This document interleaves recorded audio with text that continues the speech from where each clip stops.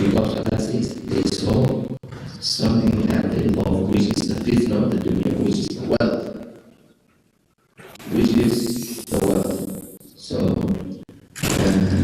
Allah clearly mentions that. Abdullah ibn Mas'ud commented on this ayah, and he said, Wallahi, I didn't know any Sahabi of Rasul sallallahu alaihi wasallam, he would prefer dunya over akhirah, and he would disobey the Prophet like that.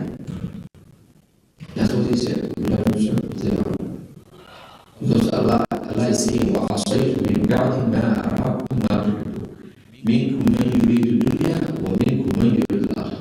Then Allah says, some of you want this dunya, the treasure of this dunya, the wealth of this dunya, and those are the ones who possess the defeat. And some of you, they want akhirah, they turn their intentions akhirah. Then Allah subhanahu wa ta'ala mentions in the end, Allah subhanahu wa ta'ala verses the Sahaba, and He expelled the kuffar and cast some terror into their heart, and they left, even though they think they won the war, they still was not complete winning. It was not complete winning. Rasul sallallahu alaihi wasallam, when he organized the Sahaba, he reached the strategy the Sahaba, and he told them to retreat back to the mountain, and the horse could not go on top of the mountain.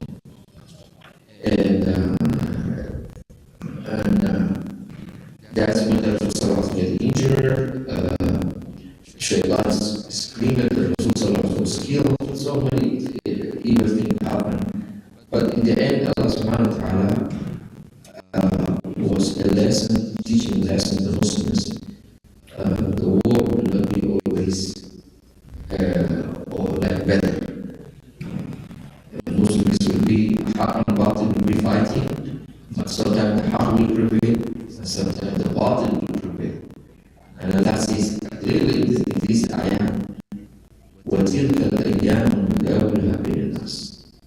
Allah says those are the days, and we give chance to the people.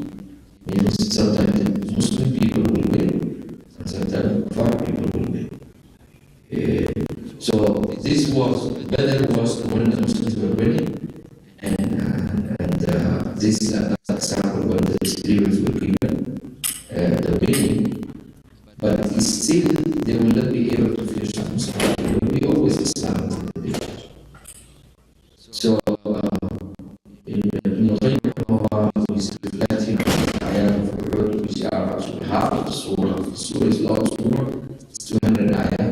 Half of it is almost like an ayat, long ayat, that talk about Uhud. So these ayat are ayat that the Muslims will draw the lessons from them till the day of judgment to use them, these ayat, for their strategies, for the wars that will happen until the day of judgment, and lessons to be learned from here. And we should not disobey the Rasul sallallahu alaihi wasallam. These are the Sahaba. This is the best generation. And only one group of them disobeyed the Prophet, not all of them. One group of them. And this is collective effort. Then collective passion came. Collective passion came. And these are the best people.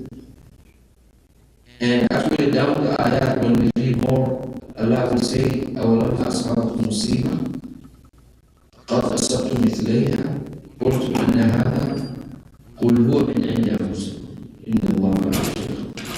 Allah says, when infliction has touched you, or you were inflicted, which is the loss of the 70 Sahabas, and on top of that, the Rasul sallallahu alaihi wasallam was injured, and also Rasul lost his dear uncle Hamza amongst the Shuhada. And then Allah says, you inflicted twice as much in Badr. And then Allah says, you say how this can happen to us. Then Allah says, tell them this is from within yourselves. It is from your side. And in the Allah Allah subhanahu wa ta'ala is the omnipotent. So this was a warning from the Muslims that is the day of judgment. The loss that happens to the Muslim comes from within. And in this ayah, Allah mentions at one point, Allah supported the Rasul Sallallahu Alaihi Wasallam, 3,000 angels. And then Allah said another additional 5,000 angels supporting the Muslims. All of that's happening, and all of that's done because of this disobedience to the Prophet Sallallahu Alaihi Wasallam from this archery group that left their position. So the Muslim has to be careful. Umar radiallahu anhu at his time, what happened? Two evil empires that were ruling the world at that time. Persian Empire on the east side, and west side is it was ruled by the Roman Empire. Both of them, so evil empires,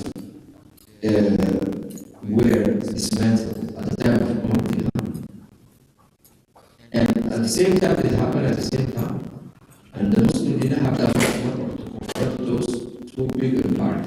So what he told them, these soldiers from the he said, they outnumber you. If you fight them, they outnumber you. And they have more weapons, more training, more army than you, more weapons, more equipment, everything. But he says, Allah gives you nusra over them because of your obedience to Allah, because of your taqwa to Allah, and because of their disobedience and their sins.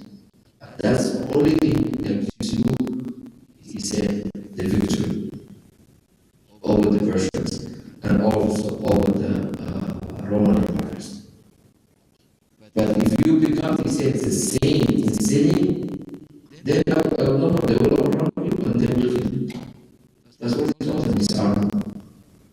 So Allah subhanahu wa ta'ala, he supported the Muslims with these angel armies, okay? That he mentions in this ayah, when you read through this ayah. But again, Allah's support is there, Allah's deen is there. If the Muslims disregard the deen of Allah subhanahu wa ta'ala, then you are a minority. They will outrun you, they will enslave you. This is what's happening now. But if the Muslims fear Allah subhanahu wa ta'ala, go back to Allah subhanahu wa ta'ala, hold tight to his rope, even though they are small and never allowed because of the taqwa, because of the fear of Allah subhanahu wa ta'ala, because of the support of his deen. Ya ayyuhalladhina amanu in tansurullaha yansurkum wa yuthabbit aqdamakum. We ask Allah subhanahu wa ta'ala to give us tawbah and istighfar and taqwa and service for his deen and protect us from all kind of evil people. Ameen. Subhanallah wa bihamdihi, ashhadu an la ilaha illa anta, astaghfiruka wa atubu ilayk.